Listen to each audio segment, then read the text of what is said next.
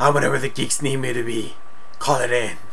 Welcome to another Thursday Geeks of the Week. I'm Mario. This is a jam-packed video. This week I talk about The Dark Knight Rises, discuss my favorite Comic-Con news, review a fan film Why the Last Man Rises, and some comics. So on to the video. So before I get to all the topics, as Luco mentioned, we recently reached our 100th video, and Nikki, who I'm running out of positive things to say about her because she's that awesome, did the video herself. It was a lot of fun watching. It's honestly been a pleasure and a treat working with you, Steph, Nikki, and Luco. It's great to be a part of this, so here's to 100 more. Steph will be back with us next week, but in the meantime, I suggest you all check out her Facebook and Tumblr. It's so cool to see all the stuff she's been featured in. She's this amazing, sweet, talented person who won't admit to any of this because she's very modest, but take my word for it, she is. Luluco, so cool to see you again. Awesome new wig, you look great in it. I too am a fan of the Tim Burton Batman films, and I still secretly prefer Michael Keaton over Christian Bale, but that's only because I'm a huge Michael Keaton fan. Big fan. I will be talking about The Dark Knight Rises soon, but in the meantime, if you want to see Luluco be this awesome, cool dork that she is, check out her video. And now on to The Dark Knight Rises. So Batman is released tonight at midnight, and I'm very excited to see it. Normally the third movie in the trilogy can get a little dicey, but since it's the same director and the same actor, I have faith that this is going to be an amazing movie. I'm looking forward to see it. Next week I'll have my thoughts on the film, but right now I'll recommend a Bane story since I do feel he's one of the most overlooked Batman villains.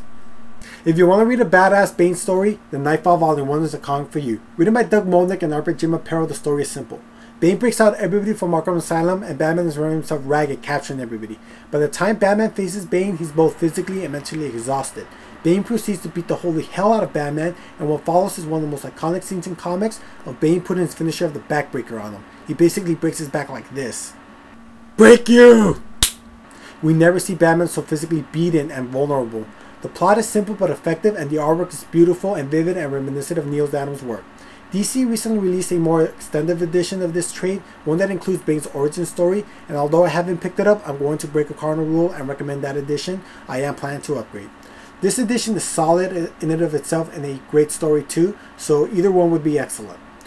Ultimately, this is a very important chapter in the Dark Knight's history, a must-read for any Batman fan, and I rate this 4.5 out of 5 stars. I'm going to say what some of my favorite Comic-Con news was. There will be a lot of links, so I apologize in advance for that. I'm going to start with Neil Gaiman's returning to Sandman. Excuse me for 1 second. Yes! That's what I'm talking about! Yes! This is how we do it. This is how we do it. La la la. Hoochama cha cha. Hoochama cha cha. Hoochama cha cha.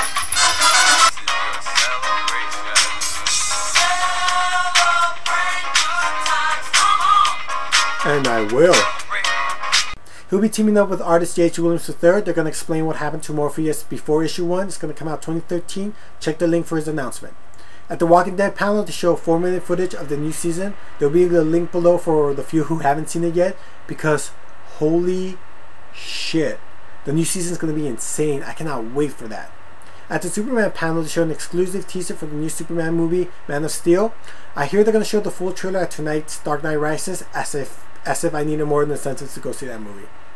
Josh Whedon almost moved me into tears with his Firefly reunion. Check the link below. And finally, I learned never, ever, ever follow Robert Downey Jr.'s entrance. Ever. Check the link.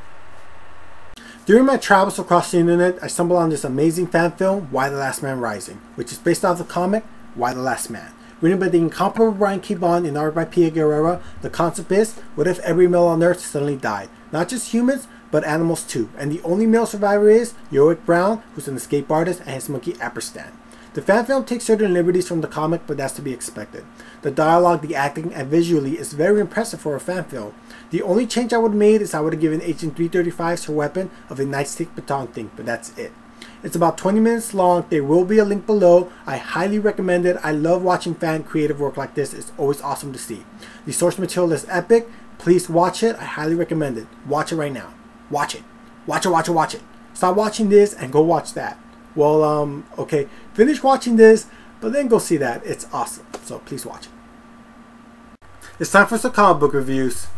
Batman issue 11, written by Scott Snyder and art by Greg Capullo, and this marks the conclusion of the Court of Owls as Batman finishes his fight with the Head Talon.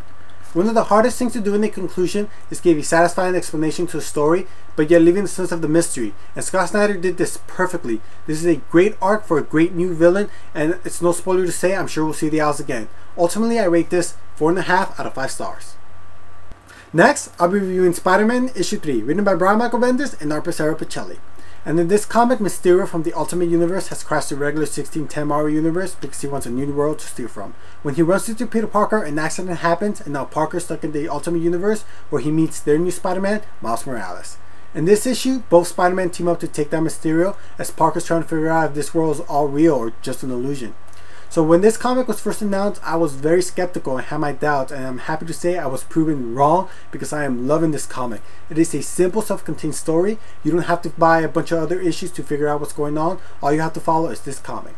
Although I do feel the team up happened too soon because Miles Morales has only been around for 13 issues, it is still a great story.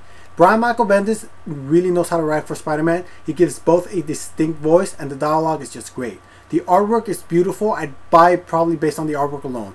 If you're a fan of both Spider-Man, do not be afraid to pick up this comic. I rate this 4.5 out of 5 stars. Finally, I'll be reviewing Punk Rock Jesus issue 1, written and art by Sean Murphy.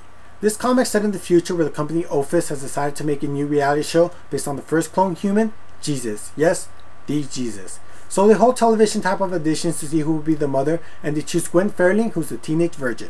Of course, all of this has caused controversy, so they hired former Irish Republic Army, or IRA member, Thomas McHale for security. This was sacrilegiously good, which is the best type of good. It really doesn't pull punches on its topic. At times it's morally philosophical, and others it's outrageous with the concept of their character.